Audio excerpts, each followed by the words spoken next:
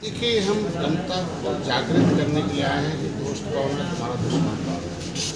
जिसने निषाद राज के किले को तोड़ा है, किसने तुम्हें खदेड़ा है, वो जड़े हो।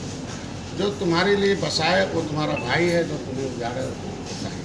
ये इनकी पहचान कराना मेरा काम है। लड़ाई लड़कर नेतृत्व करने का lifting the vision of society, जो समाज को लिफ्ट करें। इनके निषाद राज का किला इलाहाबाद में उनको पहचान दिया हूँ, इनको उनके तरफ आस्था लगा रहा हूँ। जाके निषाद राज की उस किले को नमन करते हैं, उस मिट्टी को घर घर पहुँचवा रहा हूँ, चंदन लगवा रहा हूँ। जानो कि तुम्हारे पुरखे जो थे वो राजा थे और देने वाले थे, शांति देने वाले थे। निषाद भगवान राम को गले लगा कर रावण राज मतलब दुख देने का राज खत्म करने वाले थे।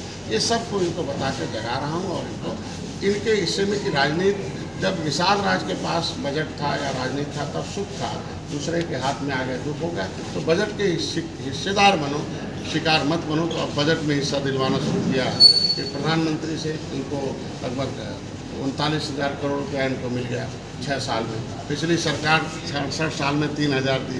पूरे देश के मछुआरों का इनका किसान क्रेडिट कार्ड की बात होता है कि कैसे तुम्हें किसान क्रेडिट कार्ड मिलेगा, पीछे पढ़ो मिलेगा तुम्हें। और बैंक वाले दौड़ा रहे हैं तो उसके अधिकारियों के यहाँ भी प्रेशर में मीटिंग करेंगे। दूसरा, इनको दुर्घटना बीमा है, प्रधानमंत्री ने फ्री का दे रखा है। उत्तर प्रदेश में मुख्यमंत्री संपदा निषाद राज बोटे सबसे महत्वपूर्ण योजना हमने अभी लागू की। 70 साल इनको कोई पूछता नहीं था कि शिक्षा का अभाव था, तो शिक्षा के लिए मैं पैसा लाया इनको कि इनको कोचिंग है, इनको फीस, इनके लिए ड्रेस के लिए है, इनके बच्चों को अब आवासीय सुविधा भी देंगे, आवास के लिए है, मैरिज हॉल के लिए, इनके विवाह के लिए, इनकी चिकित्सा के लिए है, इनकी ट्रेनिंग के लिए है कि व्यापार सिखाने के लिए जिले में, प्रदेश में, दूसरे प्रदेशों में ले जाएंगे, सिखाएंगे। उसके लिए 50 लाख रुपया हर साल का।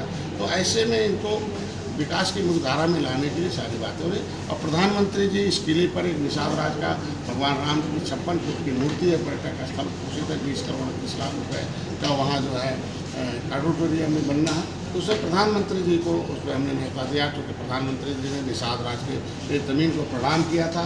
तो कौशंबी निषाद राज का क्षेत्र आता है, वो एक मंडल जो है। तो इस मंडल में मैंने कार्यक्रम लगाया जगह जगह कि प्रधानमंत्री नवंबर और दिसंबर में आ सकते हैं निषाद राज को उसके लिए के वो मतलब उस मूर्ति के अनावरण के लिए। तो आप तैयारी के लिए आया हूँ और योजनाओं के बारे में भी इनको बताना था और अधिकारियों से समीक्षा भी करना था।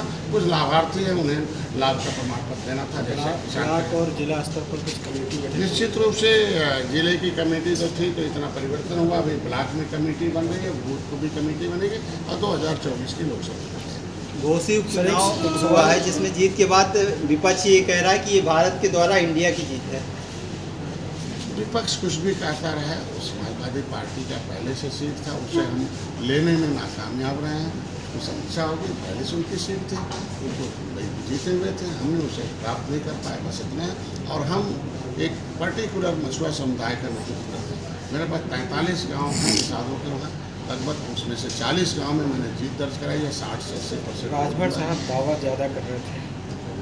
अब उसके भैया की बात तो भैया बता सकते हैं, हम अपनी बात बता सकते हैं कि हमने जो काम किया, हमारा समाज तब भी मोदी के साथ था, ये भी आज भी है, हम हमेशा रहे। आपका भी बयान आया था कि शाम होने दीजिए, नतीजे कुछ बदलेंगे। ठीक, जब तक पूरी गिनती न हो जाए, किसी मैच में अंतिम ओवर न खत्म हो जाए, तो कैसे सुनिश्चित किया जा सकता है? फेलियर कहाँ रह गया? अब वो तो समीक्षा का विषय है, बड़े भाई भारतीय जनता पार्टी उसकी समीक्षा करेगी। जहाँ आपने एक और बयान दिया था कि पाकिस्तान का जब डिब्बा खुलता है तो क्या इंडिया में पाकिस्तान आ गया है? आपने देखा होगा कि व्यवहारिक रूप से उस तरीके के वोटरों को लोगों ने पुष्टिकरण करके कर रखा है। क्या इसका सब लोकसभा में?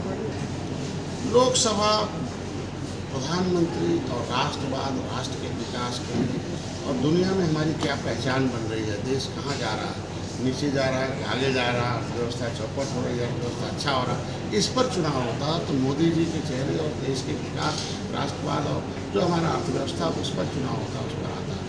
उत्तर प्रदेश का चुनाव माननीय मुख्यमंत्री और प्रशासनिक व्यवस्था पर आता है। और लोकल चुनाव जो होता है, चुनाव लोकल स्थानीय नेता और उसके चेहरे। क्या ऐसी गणना की व्यवस्था की जाएगी कि जो आप बता रहे थे कि अंग्रेजों ने ऐसी जातियों को अपराधी घोषित किया था, क्या इस तरह की कोई गणना की जाएगी जिससे पता चल सके कि कितने लोग ऐसे प्रभावित हुए थे अंग्रेजों के द्वारा? देखिए, ये हमको मैं कहते कि 1961 में गणना हुई थी हमारी, तो मैं 70 लाख था मझवार के नाम से। लेकिन ये जो बेईमान पार्टियाँ थी, ये इनका वोट तो ले लिया, लेकिन इनकी नौकरी लूटना था, क्योंकि देश आज़ाद हुआ तो 1947 में जब संविधान 1950 में बना तो उसमें चीफ सेक्रेटरी भारत सरकार के फतेह बहादुर ने शासनादेश भी किया कि ऐसे अनुसूचित जो criminal types act inquiry committee से जो अंग्रेजों ने उजाड़ा है इनको अनुसूचित जनजाति की सुविधा का पढ़ाई लिखाई में दे दो और पढ़ाओ लिखाओ, बाद में इनके बाद विचार किया जाएगा। आयोग का गठन कर दिया विमुक्ति जनजाति आयोग। तो आज के दिन में इसको कूड़ेदान में कांग्रेस ने डाल दिया और सपा बसपा का सहयोग हुआ था, लेकिन अब इन्हें हम बता रहे हैं, जगा रहे हैं और निश्चित रूप से इनकी शिक्षा के हमारी सरकार ने सर्वे शुरू कर दी है, शिक्षा की करेंगे और क्या इनके अंदर किस तरह से लाया जाए कि गणना कराई जाएगी। निश्चित रूप से हम करवाएंगे जब कितने लोग हैं इसे जाति लोग हैं, कहाँ हैं, उनकी क्या